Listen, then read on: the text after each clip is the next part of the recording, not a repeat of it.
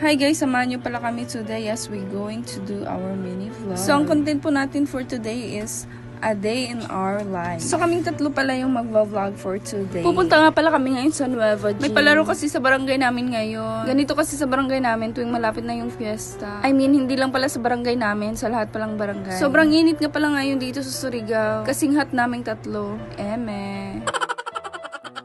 At dahil nga mahilig kami sa gala, kaya ayan, tiniis na lang namin yung sobrang init ng panahon. Nga na, Jud, basta mga laagan.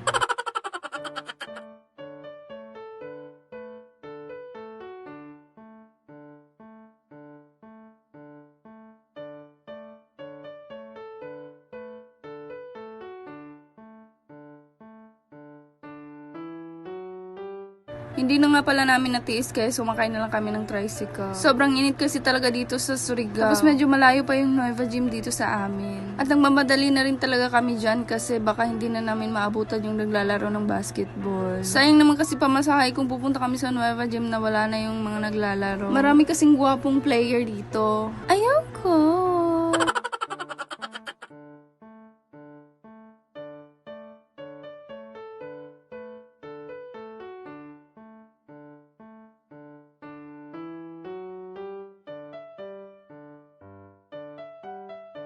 Pagkatapos nga ng 5 minutes na biyahe ay nakarating na rin kami dito sa Nueva Gym. Pagkapasok na namin sa loob ay hindi pa nag-uumpisa yung laro. Medyo mahihayin nga pala kaming tatlo kaya sumilip lang muna kami. Hinahanap kasi namin yung team na susuportahan namin. And sad to say, wala pala silang laro. Mga midget kasi yung maglalaro ngayon. Junior division kasi yung inaabangan namin tuwing maglalaro. Dami kasing pogi.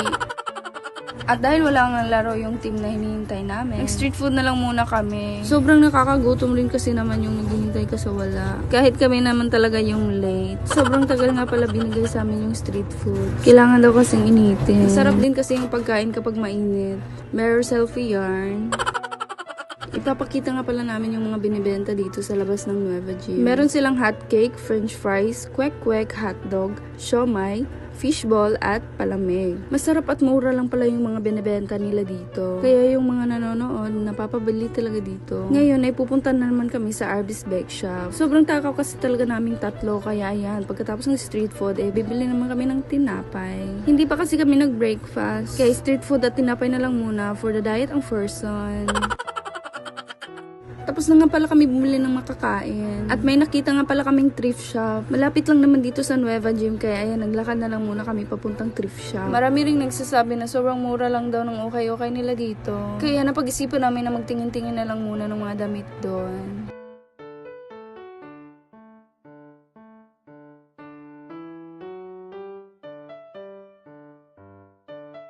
Pagkatapos nga ng ilang hakbang ay nakarating din kami dito sa shop nila. Dito lang pala to sa Nueva Street, unahan sa Nueva Gym beside Katniel Milk Teahan. Meron nga pala dito silang blouse, coat, rompers, trousers, at skirts at mga short. Thrice a week rin pala sila ditong nagsisale. Mabuti na lang talaga at nabutan pa namin na sale pa sila. Sobrang naghahanap kasi talaga kami ng mga trouser. Usong-uso po kasi talaga dito sa amin yung trouser. At alam nyo bang 4 for 100 na lang yung trouser nila? Kaya naman hindi na nga namin inaksayahan yung oras. Kaya ayan, namili na lang kami ng mga trouser. Sobrang bait nga pala ng nagbabantay dito. Sabi nga pala ni ate na magre-refill daw sila ng trousers, skirts, jeans, at iba't ibang mga damit dito.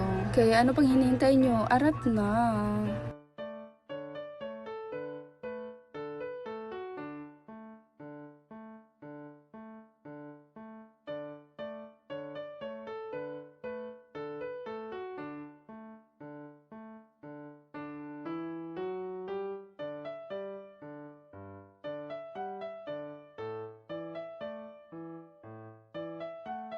So, ito nga pala yung nabili namin. Trouser nga pala yung binili namin. Sobrang mura lang kasi yung 4 for 100. San ka pa niyan? 100 mo 4 na trouser na. Ayan, palabas na nga pala kami ng shop at uuwi na rin. Bye-bye!